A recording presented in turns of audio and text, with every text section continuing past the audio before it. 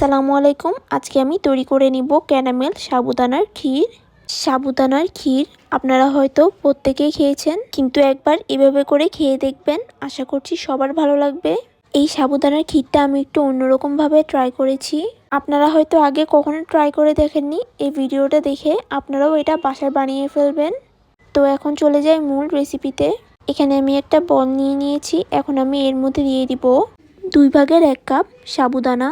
এই সাবুদানাটা হচ্ছে গিয়ে মিডিয়াম সাইজের। এখন এটাকে পানি দিয়ে 3 থেকে 4 বার ভালোভাবে ধুয়ে নিব।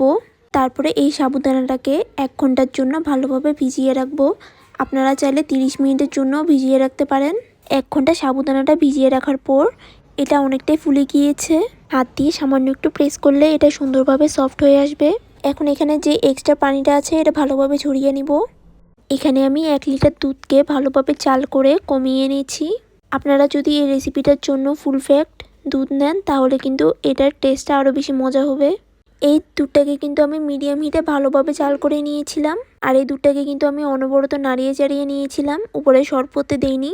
তারপর পানি ঝরিয়ে নেওয়া সেই সাবুদানাটা দিয়ে দিলাম। তারপরে ভালোভাবে নাড়িয়ে চাড়িয়ে দিচ্ছি। এই সাবুদানাটা দিয়ে দেওয়ার সময় কিন্তু অবশ্যই এই চুলার আঁচটাকে লোতে রাখবেন, না হলে চুলার আঁচটা বাড়ানো থাকলে কিন্তু এটা পাতিলের সাথে লেগে যাবে। এভাবে করে 4 থেকে 5 মিনিট এটাকে রান্না করে নিতে হবে লো আছে।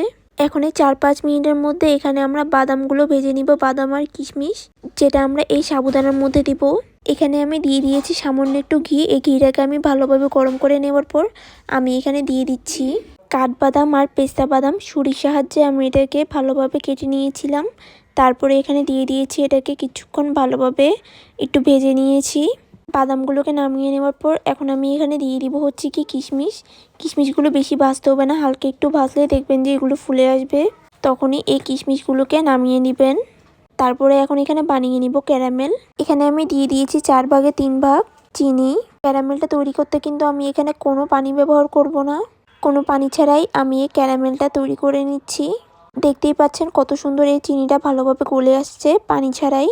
ক্যারামেলটা তৈরি করার সময় কিন্তু চুলার আঁচটাকে কমিয়ে রাখবেন লোতে। আপনারা যখন দেখবেন এই ক্যারামেলের কালারটা ঠিক এরকম চলে এসেছে, তখনই চুলার আঁচটাকে বন্ধ করে দিবেন, বেশি কালচে রঙের করবেন না। এখন এই ক্যারামেলটা হালকা ঠান্ডা করে নেওয়ার পর আমি এখন এই সাবুদানার ক্ষীরের মধ্যে দিয়ে দিব এই ক্যারামেলটা। এখন এই ক্ষীরটাকে লো টু মিডিয়াম আঁচে ভালোভাবে রান্না করে নিব। ক্যারামেলটা দিয়ে দেওয়ার পর কিন্তু একটা লাম্পস ক্রিয়েট হয়, তখন কিন্তু আপনারা ভয় পেয়ে যাবেন না। কয়েক মিনিট এটাকে ভালোভাবে রান্না করলেই দেখবেন যে এই ক্যারামেলটা ভালোভাবে গলে যাবে এই ক্ষীরটার সাথে। এখন এই সাবুদানার ক্ষীরের মধ্যে দেখতেই পাচ্ছেন কত সুন্দর একটা ক্যারামেলের কালার চলে এসেছে। শুধুমাত্র এই কালারটার জন্যই কিন্তু এই ক্যারামেলটা দেওয়া। ক্যারামেলটা আরেকটু ডার্ক করে তৈরি করলে এটার কালারটাও কিন্তু আরেকটু ডার্ক হবে। তো এই ক্ষীরটাকে 4 থেকে 5 মিনিট আরও রান্না করে নেওয়ার পর আমি এখানে দিয়ে দিয়েছি সামান্য একটু এলাচি গুঁড়ো। তারপরে দিয়ে দিয়েছি সেই ভেজে রাখা বাদামগুলো। তো হালকা নাড়িয়ে চাড়িয়ে নেওয়ার পর আমি এখানে চুলার আঁচটাকে বন্ধ করে দিয়েছি। এখন আমি এটাকে সুন্দরভাবে এই বাটির মধ্যে নিয়ে নিচ্ছি। তারপরে উপর দিয়ে আমি আরও কিছুটা বাদাম সুন্দরভাবে সাজিয়ে দিয়েছি। তো এই তো তৈরি হয়ে গিয়েছে আমার ক্যারামেল সাবুদানার ক্ষীর। অনেক ইউনিক একটা রেসিপি, আশা করছি সবার কাছে ভালো লাগবে। এই ক্যারামেলের টেস্টটাই একটু অন্যরকম, তাই আশা করছি টেস্টটাও অন্যরকম লাগবে। একইভাবে সবসময় তৈরি না করে একটু ক্যারামেল দিয়ে তৈরি করে দেখবেন, আশা করছি ভালো লাগবে। তো এই তো আজকের জন্য এতটুকুই। দেখা হচ্ছে অন্য কোনো রেসিপি নিয়ে। আল্লাহ হাফেজ।